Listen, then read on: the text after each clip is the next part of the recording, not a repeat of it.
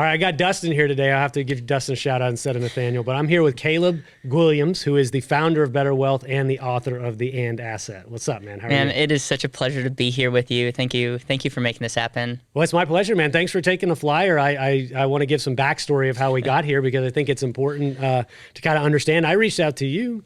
Liking your content on Instagram, a lot of the stuff you were talking about, using insurance as an investment vehicle, the and asset notion, really leveraging life insurance as something more than simply just a back-end protection for your family later on, really captivated me. But then you just do great content too. And so you took a flyer and said, yeah, I'll come down and chat. And so here we are, man. You're like, who's this child on Instagram? Yeah. I'm talking about that seems like insurance. A really smart guy though. Like what? Something's going on. Something's weird, man. But so I want to dig into how you got into life insurance first, and we'll talk. Obviously, it's gonna be much more than what people think of the basic life insurance and vol life and term. It is a lot deeper than that. But you have an amazing story, I think, too, of what sort of precipitated your life getting to here. So I'd love, Caleb, if you share a little bit about who you are.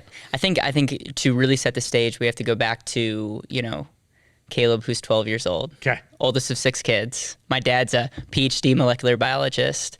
My mom, stay-at-home mom, had a nursing degree, and I wanted to be my dad until I took biology for the first time. I was like, you know what?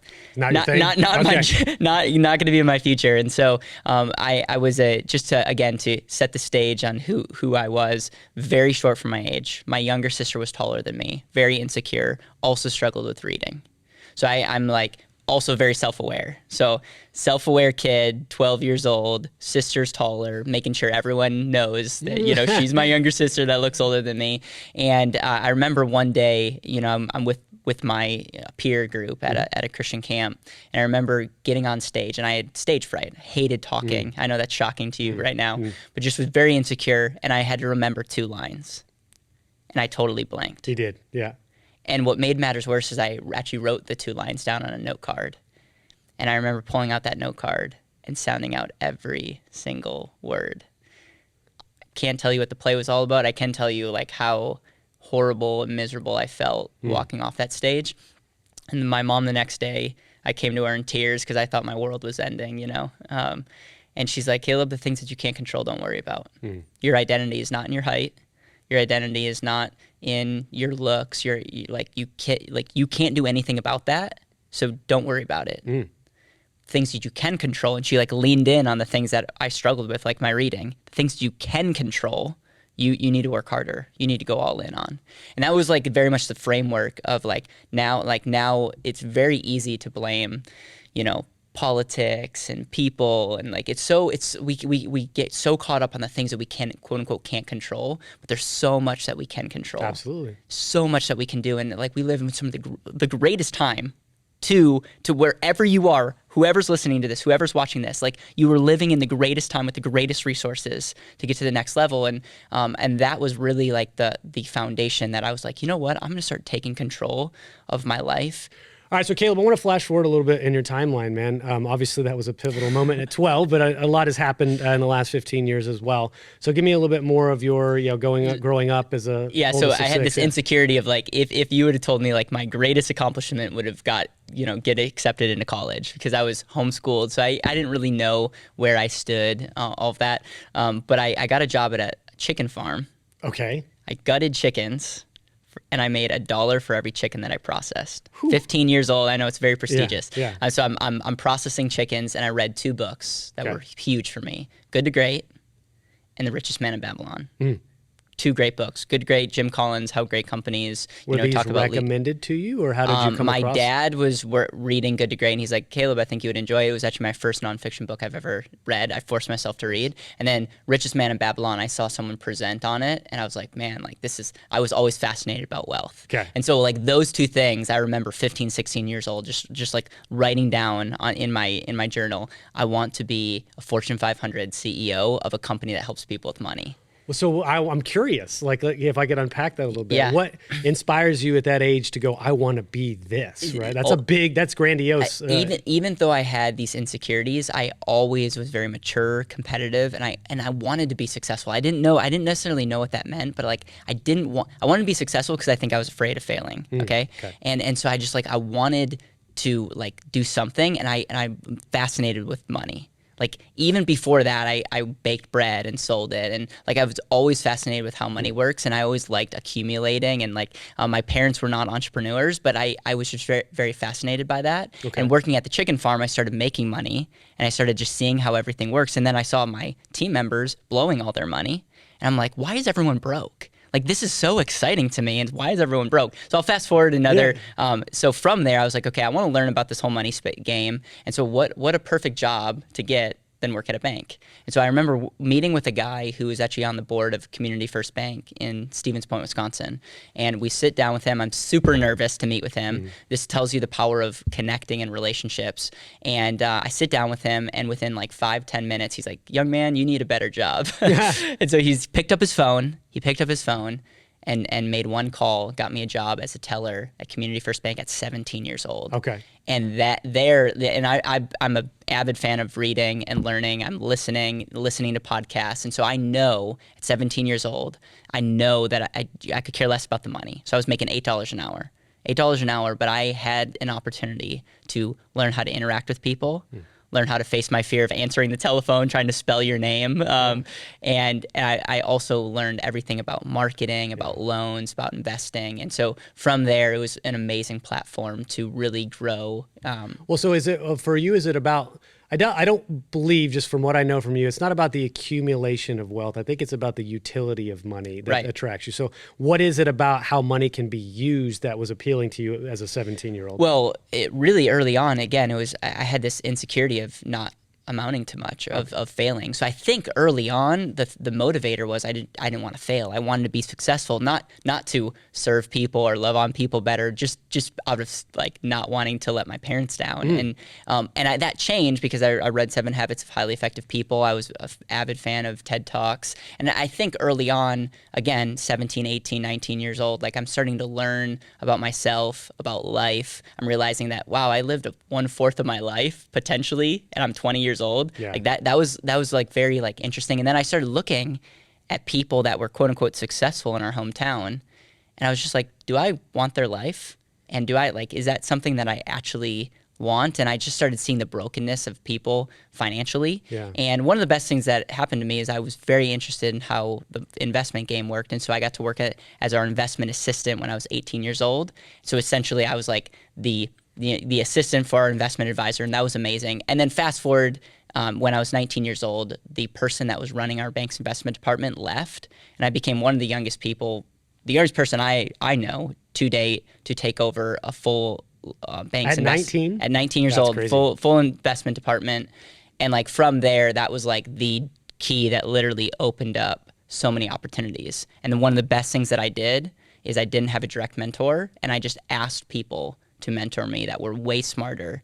And from there, it just compounded. Well, I'm sure the receptiveness, I mean, people will be surprised when you ask somebody for mentorship or ask somebody for help, how willing other people are to help. There's like, and I suffer from this sometimes as well.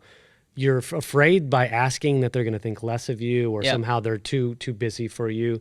Most people in positions of success and influence are more than willing to help, right? But I don't know what it is about that stigma of being scared to even ask. You've been the beneficiary of being willing to ask. I'm curious though, 19 years old, I want to make sure people heard that. You're 19 years old. You're basically running the investment arm of this bank. Yes. Did you have a little imposter syndrome at that time? Okay. Had to have, right? I mean, it is impossible not to, but were you just because maybe you had a certain level of acumen, you had a little bit of experience, and you just had some confidence? So or how were you able to Simon execute? Sinek. Okay. Simon Sinek, if you're watching this. He is. I'm sure he is, yeah. He changed my life. The start with why concept was really profound to me. And I had a mission statement that still hangs on my wall this day. It says to help people see and reach their highest potential. So there was at 17, 18 years, it's something shift to be like, okay, I'm no longer going to work out of scarcity and fear. What if I could work towards something greater? Okay. And I realized that majority of people have whys. No one's asking them about it. And why financial planning is quote unquote important. Like what about retirement is important? I realized that people were never asked the question, why do you want to do what you want to do? Like what is really the thing that you want? And so what was perfect is I didn't know anything, right? So you would come into my office, you would have like a oh crap moment because you're like, I have grandchildren older than you, okay? And I would just sit through that. And then I would start getting clear about what you wanted. and you would feel understood. And then what I would do is after you left, I would take your financial situation. I got really clear on what Spencer wanted. And then I would go back to experts and say, okay, this is this person. This is what they truly want. These are their assets, liabilities, cash flow. How can I best help them? We didn't lose a single client. And through that, I learned a lot about myself. Don't overtalk, ask good questions, be genuinely interested in people, and like do the right thing. Yeah. Like genuinely do the right thing. And if you do that, you will be successful in any area. What is that of adage? business. If you want to be interesting, be interested. Yeah. Yeah. I mean, I think it's that as a salesperson for the last decade or so, one of the things that I've discovered is the more you make your prospect or the customer feel interesting, the more they're interested in what you do. And I do far less of the talking than they do most of the time, because most of the people, when you figure out how to ask them the right questions, they'll kind of solve their own problem for you and with you, right? But you're sort of just guiding them rather than pushing them. I didn't grow up in a traditional sales training track, which is like got to close and got to push and all these techniques. It was like, no, why don't I just investigate along with you? I'm going to help you figure it out, right? And if I help you solve your problem, eventually you're going to buy for me anyways. And so I took a little bit different approach that I've seen work. It sounds like that was your job in that moment, is doing the investigation, let the other folks come in and solve, and then you got to be the hero presenting it back to them, correct? Cool. So how did you get out of banking though? Because I know that's not what you do now. And you're only 27. I want to make sure people that hear this, Caleb is 27. This happened at 19. You've accomplished an incredible amount in your life so far. So what happened after the bank? So I worked at the bank till I was 21, and this is gonna sound maybe a little like wooey, but I just really realized I was gonna die. Like I use death as a framework for a lot of things, and I'm just like, I'm gonna die.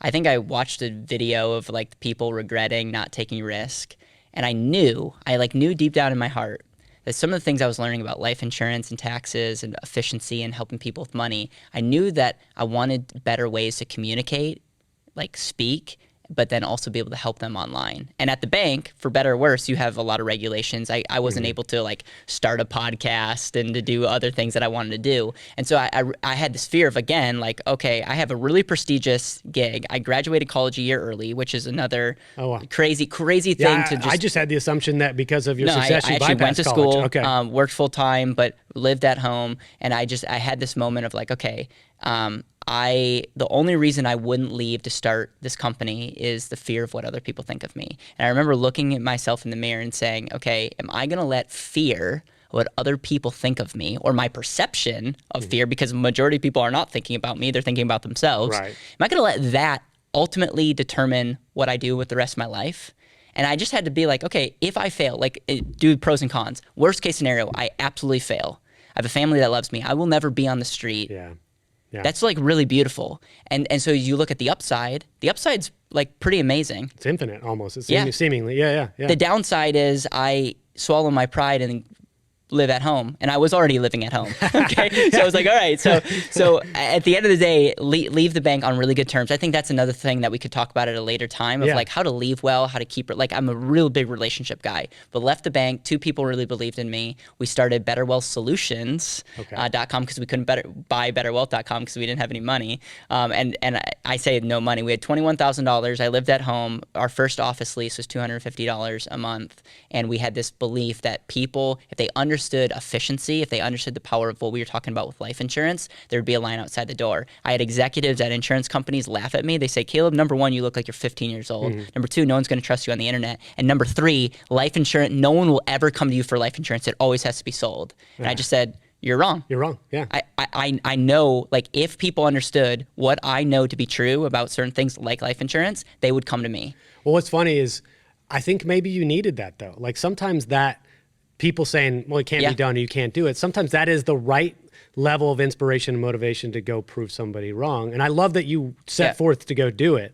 So what did Better Wealth Solutions do? Because clearly you didn't do everything that you do today first. So what was the core thing that you did at that time? Our thesis back then was we are going to help you be more efficient. And my version of efficiency, I have 2 versions now, but my version of efficiency back then was maximizing control and compounding. So I was fascinated by the power of compounding your money for the rest of your life. And I was fascinated by the ability to control money. And majority of people say it's either or. You can do this or that. You can control your money, but you don't have compound interest on your side. Or you can compound your money for the rest of your life. Congratulations, but you're giving up control. Yes. For me, when I learned about the power of overfunded life insurance, I was like, oh, this is not an investment. People are selling this as a better than your 401k, but I'm like, they're just missing the point. When set up and used properly, life insurance can give you the ability to compound your wealth for the rest of your life, and you can have control from day one. For me, that was a light bulb moment to say, I don't have to choose anymore. I'm going to sell this better, efficient, a better place to save and use your money, which is the more efficient way. Like that was the thing that was just fascinating to me. Is that when the notion of the and asset Yes, came up? Okay, so that felt like a nice natural segue. But so you are the author of the and asset, which I mentioned up front. So you were describing as you have compounding and control. Yes. So you view life insurance as an and asset. So why don't you describe in your words what that means? Yeah. Pareto Health is the manager of the largest employee benefits group captive in the United States. And it's also now the main sponsor of the Self-Funded with Spencer podcast. I chose to partner with Pareto Health for three main reasons. Number one, their dedication to improving the world of health benefits. Number two, their mission to reduce volatility and to make self-funding simple for mid-sized employers. And number three, the strength and scale of their program. With over 2,300 member groups and more than $1 billion of stop-loss premium under management, Pareto Health is the most robust solution of its kind in the country, period. Stay tuned for more information because I'm sure I'll be featuring them on an episode of the podcast very soon. Visit Pareto Health at paretohealth.com or follow them on LinkedIn to stay up to date on the latest news and developments. Yeah, so a lot of people, when they think of life insurance, they think of an expense. They think of something that you have to pay because if you want to be decent, family to your family, you'd want to pay insurance to cover for if you die prematurely. Yeah. And so that's a lot of people know that. What I was fascinated by is like banks, corporations, and a lot of my wealthy mentors were putting hundreds of thousands of dollars into life insurance. And I'm like, why? Like you have a successful business, you're really great at investing. Why are you putting money into life insurance? And it was because they looked at life insurance as a special contract with an insurance company, and they maximize that contract to get as many living benefits. Okay. When I say living benefits, these are benefits that you get while you're alive, which is like life insurance, you can benefit while you're alive, yes. Some of the best benefits to life insurance when set up and used properly is early liquidity. It's very safe. Your money grows tax deferred. You can use your money tax free, and you can pass on your money tax free. Okay, so let me unpack that. Yeah. Essentially, what they would use this for is they would look at it as an alternative place to store money, they would compare it to like a money market or a savings account, and they would say this is way better because I'm earning a greater yield. It's greater privacy protection. I have lots of other benefits that my dollars are getting, but I still have control that I can use it from day one. So people would use it for their business war chest. They would use it for real estate investing, and they would save their money, utilize it, but they would get all the benefits of life insurance. Okay. 5-6 years later, that has even compounded more because I realized it's not just the compounded growth and use, but life insurance has so many other benefits, like the death benefit, the other chronic illness riders. Like there's so many benefits that life insurance gives to your portfolio. The ability to have all of that in the future and be able to use that money in the short term, maximizing control, is one of the most profound things. And so fast forward, like we have clients in all 50 states, and we have 20 some people on our team, and a big reason of that is because we specialize in looking at life insurance and max funding it, and we're one of the top companies people use right now. What's funny is, well, one, clearly you proved those early folks wrong, which, I mean, that's obvious. But two, if I'll put my Dave Ramsey hat on for a second and be a little bit grumpy, and, I hate whole life insurance, and, I don't want anybody doing it. What is his argument against what you're describing? I'd love to hear that. Yeah, Dave Ramsey is buy term and invest a difference, and he thinks all permanent life insurance is horrible, high commissions, no cash value growth. You lose your cash value when you die. And the short answer is he's not wrong for most life insurance. Like majority of life insurance, permanent life insurance, high commissions, no cash value early on, no flexibility, terrible growth, no good education. I'm saying this as sincere as possible. Majority of people are not better off when they buy permanent life insurance. Okay. And if you structure it properly, you can have 85% or more early cash value in the first year. Okay. The commissions are 1/10 of what they could be. They do get good growth, and if you have the right education, it's not one of those all insurance is bad. Insurance is a contract. There's a lot of contracts are not great. Some contracts can be very advantageous. Yeah. It really comes down to, again, reverse engineering. What are your results? So a lot of people talk about ROR as rate of return. Mm-hmm. I talk about ROR as return on result. What results do you want? And can your financial portfolio, like what's the best thing that you can do, the most efficient thing that you can do to get to those results? And in a second, I mean, I would love to share efficiency. I'd love, yeah, okay. please do. My new definition of efficiency is removing any friction to get to where you want to go. Okay. So Okay. two things that you need to be efficient. You need to know what you want. And number two is you need to be able to eliminate anything that's getting in your way to get there. So I now take a step back and say, I don't care if you like life insurance or not. What do you want out of life? What does that intentional life look like for you?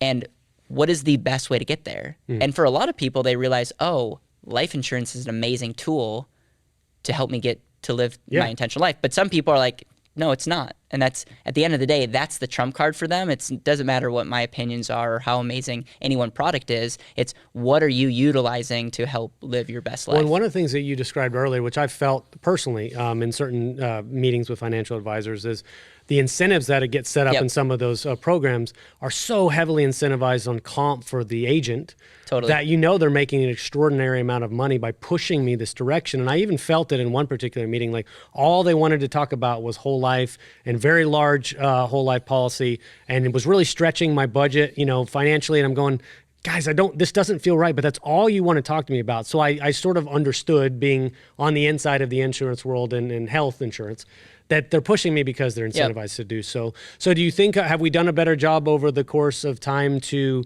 disincentivize that bad behavior that's really focused on the agent and not the individual, or is it still out there? It's still out there, Okay. and part of the reason why we have education, part of the reason why I hammer this so much is like I'm super empathetic. I know people are using my book to sell bad policies that line their pockets, and I'm trying my very best from a standpoint, like even in the book, but like consumers, they don't always know better.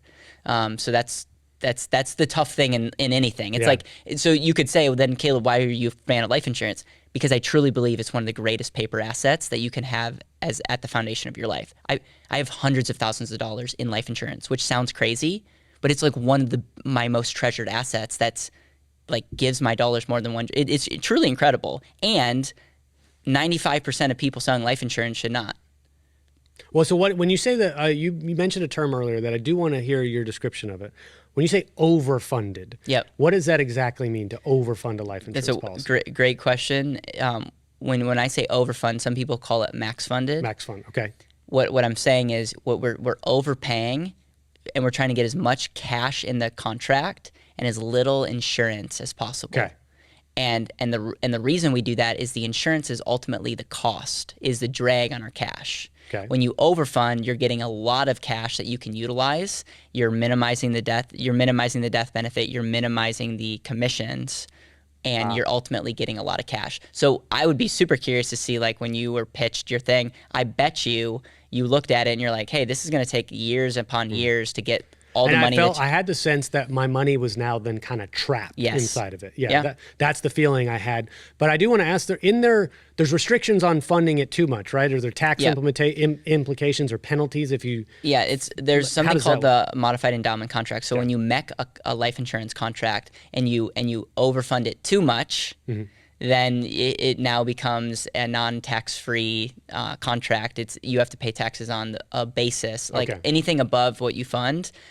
If you withdraw that money or take a loan against it, the death benefit is still tax-free. But so the way around that is just to increase the death benefit a little bit. So there's ways around it. So the calculator, I guess you guys probably follow. Every company has their own definition of what a mech is. The whole concept is you just want to make sure that you're working with someone that can make sure that your contributions are as efficient as possible, but that you're not meching your insurance. I see. But so now, Better Wealth Solutions, you said earlier you bought betterwealth.com. It sounds like there might have been a decent outlay of cash in order to acquire it. You don't have to say how much, but so did you buy it from somebody that was already using that domain? Early on, it wasn't for sale. Okay. And we just continued to grow, and I was like, man, I can't even spell solutions. Like Better Wealth Solutions, that's such a long domain. And so we just got to a point where we made them an offer, and betterwealth.com is our company. That's and awesome. it's like give you 5 guesses, you would guess what kind of company we are. So Better Wealth is an amazing brand, and that is right. And so we not only do insurance, but we have a whole tax side of the business where we do tax planning and bookkeeping and fractional CFO for people. We have a whole RAA, so we do assets under management and distribution planning and retirement planning. And we also have a coaching side of the business where we help coach entrepreneurs on cash flow. And we're starting to build out a virtual family office to help entrepreneurs who need an estate plan, need a tax plan, need all these things, and they're focused on making money. We're like, hey, what if we helped you just put everything together so you can continue to focus on what you're good at? That's all stemmed in the last 5-6 years of what Better Wealth is. And our whole purpose as a company is to unlock intentional living, because you're not wealthy if you're not living intentionally. And so we're just really clear on intentional living is the wealth metric. We want to help as many people do that by understanding life insurance, taxes, and other things to give them back in control. So whenever someone's highlighting the product above what you want, run. Okay. But when people can elevate what you truly want and help you get there faster, and you can understand it on a whiteboard, then there's maybe a reason why people are leaning into it. Like, give me your opinion. And your opinion might be slightly different than kind of the average person like me purchasing a life insurance policy for this purpose. Like, on balance of kind of your total wealth, is there a percentage that you recommend should be in a life insurance vehicle versus your house or cash or other securities and things like that? Two ways of thinking about this. Majority of people are investing their money in the stock market, and they're going to do like the 4% rule when they retire. And so they're going to do that whole, I accumulate money, I withdraw money. I personally will go on record and say that's not a great idea. Like, it's just not a great way to acquire and distribute your wealth. But if you're going to do that, I think you should look at life insurance as a bond portfolio. Okay. So if you had 5 or 6 years of income, we could call that the volatility buffer. So when the market decreases, you could tap into something that's not correlated to the market, let it recover. And I think life insurance overall will be a way better bond than having a diversified equities and bonds. Okay. So for majority of people that are like, hey, I'm going to accumulate money, I'm going to take the income out, if that's your strategy, which trillions of dollars are in that strategy, I think you should look at life insurance as a 30-40% bond portfolio or less. Okay. And that will just be like, look at it that way. For entrepreneurs, I think of it as my money's got to reside and store somewhere. So I save majority of my savings into life insurance. Okay. And then I usually invest in businesses, real estate. Right now I'm investing in building our own businesses. I'm using the capital to invest through my life insurance policy. I see. So I'm saving a lot more, but I'm not looking at life insurance as the end all investment. I'm looking at it as the place to store my money and utilizing. But if I just kept all my money in life insurance, it would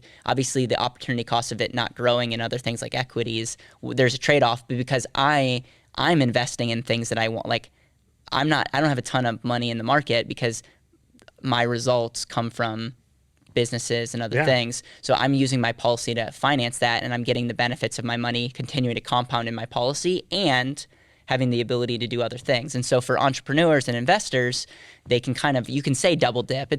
There's no free lunches in the space, but overall, it's more efficient for me to save a large chunk of money through life insurance and use it than just put money in a savings account and then reinvest. Well, so how difficult, as we're going through this, obviously what you're teaching has a certain layer of complexity, right? I realize when I sell stop loss insurance to people or talk about captives or something, there's a certain layer of complexity.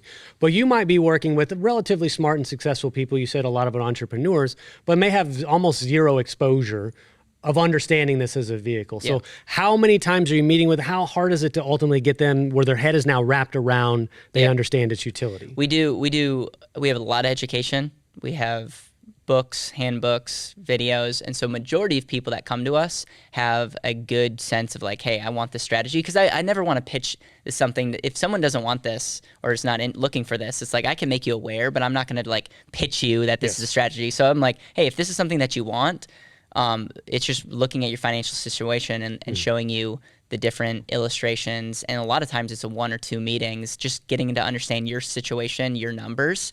But these things are so flexible. Like, we have people putting $100,000 a year into this, but like from day one, if they wanted to shift or change their plan, like they could totally do that. It's not like traditional life insurance where you're trapped, you have to pay this amount of money. It's like kind of you're on the hook. It's like so much flexibility. And when people understand the massive liquidity, when you're like putting $1 in and from day one, you're getting almost all that dollar back.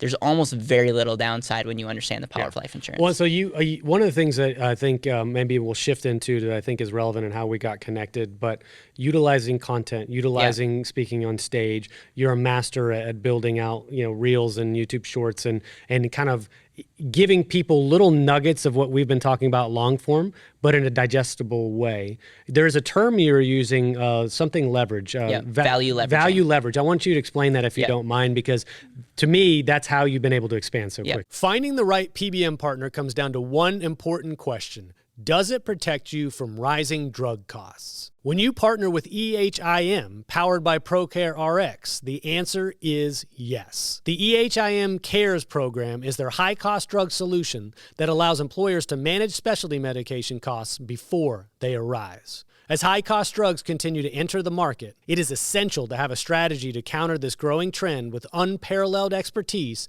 and outcome-driven cost containment solutions. With EHIM's proactive approach, custom formularies, and in-network capabilities, groups are given exclusive access to end-to-end solutions that they can count on. More than a PBM, a partner who cares. EHIM, Pharmacy Benefits Managed. Learn more at ehimrx.com.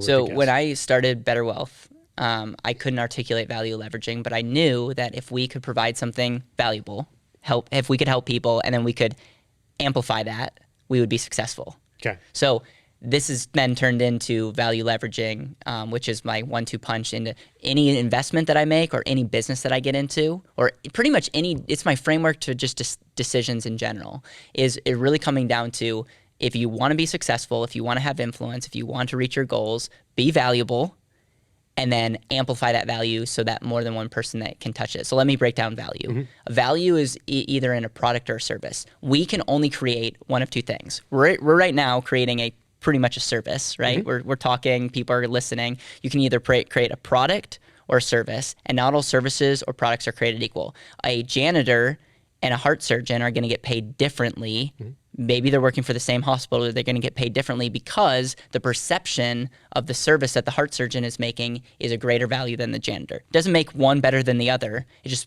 just like we live in a world where all services and products are not all created equal. Of course, yeah. So the first thing that if we break down like what am I investing in or what am I doing is asking the question, is your service, are you as good of an employee, is your business, is your product as valuable as it could be? What are areas to make it more valuable?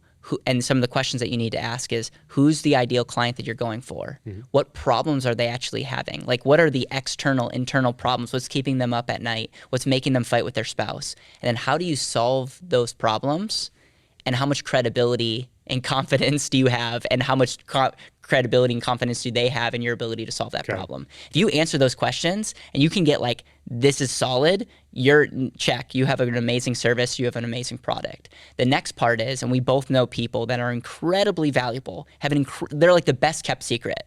The reason they're not crazy successful, the reason that they're not serving more people is a lack of leverage, a lack of an amplifier, a lack of something that's taking their value to the next level. Yeah. And so leverage can come in money. You can take out a loan, and that loan can give you the ability to fund, and that it's OPM money. Other people, the fact that I have a team of 20 plus people is incredible. Like, they're able to do things that I would never be able to do, and so that's giving me leverage. That's giving our ability as a company to serve more people. The idea that we have cameras that are filming us, that more than one person's gonna you realize how crazy more than one person's gonna watch this. Yeah. We did this our input is one conversation, and more than one person's going to watch more than one, and over the course of a long period of time, it's always accessible and searchable, right? So that's what I've discovered is, going back to some of those stop loss videos I did on whiteboards 3 years ago, almost, literally in July, it'll be 3 years. Every week I get a message, hey, I found your stop loss videos. I love them. I have owners of agencies say I'm training my people on your stop loss videos. I made them 3 years ago and have wild. not touched them, don't market them, don't send it to people. And the algorithm and just the utility of the platform of a YouTube is continuing to push those things out there, right? So that is the leverage that you're talking about, amplifying that leverage. I am fascinated at the reach of something like this little niche insurance podcast ultimately has had, because you just consistently get out there and do it, but you capture it. That's the one thing that people don't understand is if I go sit down and have a great meeting with one person and convince them to buy something, or I've solved a problem. Well, I've solved it for that one person. Maybe they refer. Maybe they get me in contact with somebody else or tell their friends, or I had the same conversation on camera with you. We capture it, we put it out there. Maybe 1,000, 2,000, 5,000 people see it. That's the leverage, right? That you're talking about. One of the best things I did was I filmed every single talk I ever gave. From day one, I actually had a Canon camera that I got with a microphone, and every talk that I would give, I would even film my meetings, and obviously you have to be careful with confidentiality, but I knew the power of capturing. And so here's an example of this. I remember going to a Rotary Club, okay? No prospects there. Like we had someone on oxygen. We got, I got a free meal out of the deal, but I got to practice a talk. That's cool. And the camera was on me. You didn't know that there was 3 people in the room. Yeah. That's awesome. The camera was on me. And that was when I was like, you know what? There's sometimes I say brilliant things, and it would be a shame if we didn't capture those, because I don't always say brilliant things. So it's like, let's always brilliant, but you only put out the stuff that is brilliant, right? It makes you look like you're always brilliant. Yeah, so document. And the other big thing that we did is I've almost sent 5,000 video emails to this date. Wow. Okay. So I'm a huge fan of personalizing video emails to people, whether it's in follow-ups, whether it's answering questions, or whether we meet at a networking event, and I'm the only one that sends you a personal video, like I'm going to go to the top of your list. You're going to be like, wow, that was really I saw a special. gentleman online, I Matthew something, and I wish I could remember his name, but he calls that face-to-face at scale. He uses, what is it, BombBomb? Yeah, that's what I use. Yeah, it's like, it's face-to-face at scale. That was his notion. I love that term, but it's the opportunity to get in front of a lot of people by using video as a way to do that. I mean, it's just brilliant, and I think so many more people should lean into this, whether it's this medium, whether it's just regular video, whether it's even posting on social media and providing value. There's so much opportunity out there if you're just willing to embrace it, man. Well, I want to talk about your book, though, if you don't mind, because we glossed over that a little bit, but clearly that's changed, I think, the course of your life. It obviously is sort of undergirded a lot of your businesses that you've stood up. So when you sat down to write the And Asset, what was your mission when you did that? The mission behind that was I was sick and tired of having the same conversations over and over and over again. And my whole thing is, if you answer the same question more than once, maybe there's a better way to communicate that to, again, leverage, save time. So it's like going back to value leveraging, be valuable, amplify that value. That's the 1-2 punch. And so I was thinking, okay, I believe the message of the And Asset's powerful. Give your dollars more than one job, multidimensional aspect. It's and is better than or. Okay, you don't have to choose between control and compounding. Like, I believe if people understood that life insurance is not an investment, you can store and use your money and all these things, there would be a line outside the door. So I was thinking, okay, how do I capture this? The problem is I don't read. I struggle with dyslexia. And so I had somebody that was a lever for me, believed in who I was, and helped me ghostwrite. Oh, really? So what I did was I laid out the And Asset and I spoke it. I just recorded it. That's awesome. And through iterations, and this person helped me get words, and then it was a labor of love. The book was a labor of love. But through that, we got a self-published book that is far from perfect. Like, I cringe when I look at it now. I was like, oh, but it's done so much good. There's people to this day that will buy hundreds of books for their own practice because they're like, hey, your book reads like a 4th grader wrote it. And I was like, great. Like, I think that's a compliment. And people understand it, and it's not super salesy because that's just not who I am. And then so from that, I remember the first time someone read the book. I didn't know who, like, someone randomly read the book, reached out to me and said, hey, I want to buy life insurance from you. I was like, wait, say that again? Yeah. Like, what?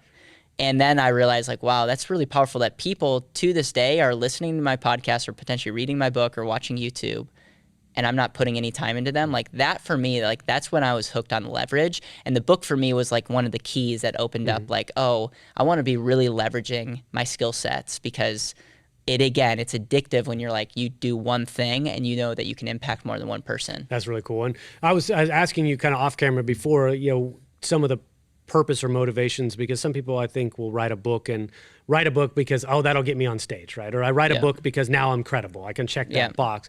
But it might perhaps dilute the power of the book itself, right? Because they did it for another reason, but they just did it to do this other thing.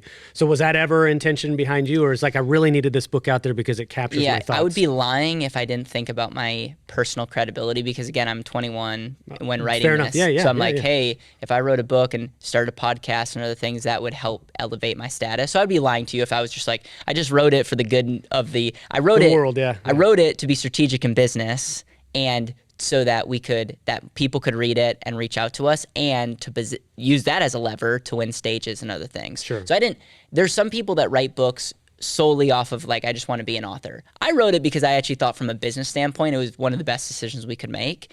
And what ended up happening was massive benefits came from winning stages and other things. That came So do you enjoy the public speaking element? Because because you told me your first one was maybe there were 3 people in the audience, but obviously that's evolved over time, and you do it quite frequently. So that's a common thing that you do, but you enjoy. And so how has that supported your business as well by being on stage? I would. ClaimDoc is a medical claim auditing and member advocacy company. We provide fiduciary services to employer-sponsored benefit plans, and allowing them to create an environment where we ensure that the benefit plans are being charged in a fair and reasonable basis.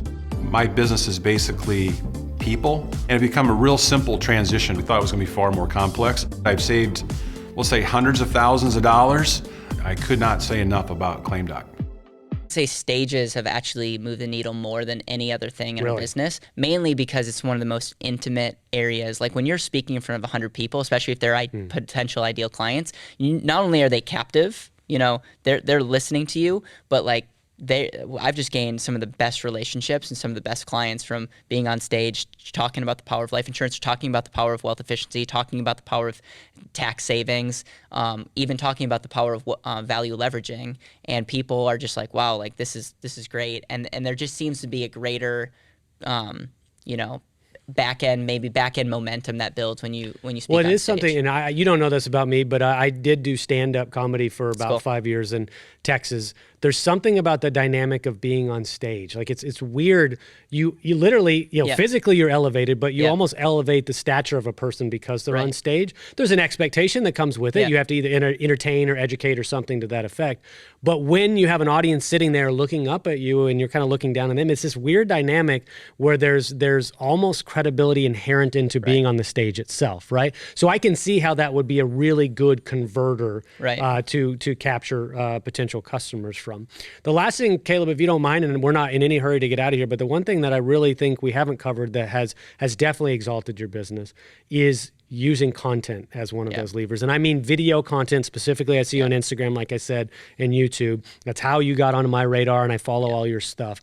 But how did you eventually lean in and discover that I should be making content and putting it out there as well? Gary Vaynerchuk was I remember Gary V, John Rulin, there's a couple other people that have really impacted me when I first started my business. Chet Holmes was another, but like Gary was just like document, and put yourself out there. And it's like, and if you actually think about yourself and you value eyeballs, like we're all in the business of attention. Another lever, right? So the person that has more attention has more leverage than the person that has less attention. So for me, I just have always been like focused on that, and that now we just spend a lot of money. Like we have team members, full-time team members, that all they do is take content, repurpose. Like YouTube's our main hub, and then from there we put on Instagram, TikTok. We need to do a better job on LinkedIn, but it's like by the way, you would do excellent on LinkedIn. Okay, and we'll talk about this afterwards. But think of each platform as just a stage. YouTube's a stage, LinkedIn's a stage, Instagram's a stage, and so we have to be thoughtful about that stage and putting out content that adds value. And if we're being honest, I think I give myself a C+. Really? I'm consistent. Okay. And some of my content is valuable. I think give me a year plus. I think that consistency is going to compound. We're going to get into B and A content. So what do you think? But this is the point that I want to make is you're not going to be perfect early on. Put yourself out there. Put yourself out there. Don't compare to me. Don't compare to Spencer. Like, put yourself out there. Be consistent, because consistency compounds. And I don't, like, my identity is not in the content that we have out right now. It's what our potential is. Absolutely. And the only way that we're going to get to our potential is to put in the work every single day. 10,000 hours effect for sure, man. So, well, tell me about your approach, though. I would give you much more than a C+, but I'll let you in your humble nature accept that grade. But, like, how do you go about coming up with your ideas and then scripting it and then blocking it and shooting it? I mean, you don't have to give the full spectrum, but curious, like, some people that are hearing this might go, I've always wanted to create content, but like that starter pack, if you will. Like, tell me where you started and how you did. The biggest problem with content is you. Okay. So it's like the biggest problem that, like, people want to do video emails, but they don't, because they hate themselves on video. They don't want to do the work. So the best thing to do is to make yourself do it. Okay. So then how do I do that? So I started a show. I think one of the best ways to get started, if you're like, I don't know what to talk about, start a podcast, start some type of show format. And we talked about this earlier. Like, you have to be committed, right? You can't just, like, I want to start a podcast, do one episode. Like, you have to be committed. But it's like, what are you interested in? What are you curious about? Not necessarily what are you passionate about. Like, sometimes curiosity can trump passion, because it's like you're naturally interested in learning more. So it's like, bring on other experts. And the beautiful thing about that is your status will continue to increase. Your credibility will continue to increase based on the people that you're interviewing. So that was the format that I started with. From there, what really helped us take off on YouTube was just, like, topics of, like, answering questions. So, like, I have a lot of content on life insurance. I have lots of content on, like, debt. Lots of like, anytime I'm like, okay, like, I'm a big framework person, because I have a belief if you don't have a framework on it, you don't really understand it. So I try to, YouTube's is like, hey, in this 10 minutes or so, I'm gonna teach this concept that hopefully will move the needle in your life.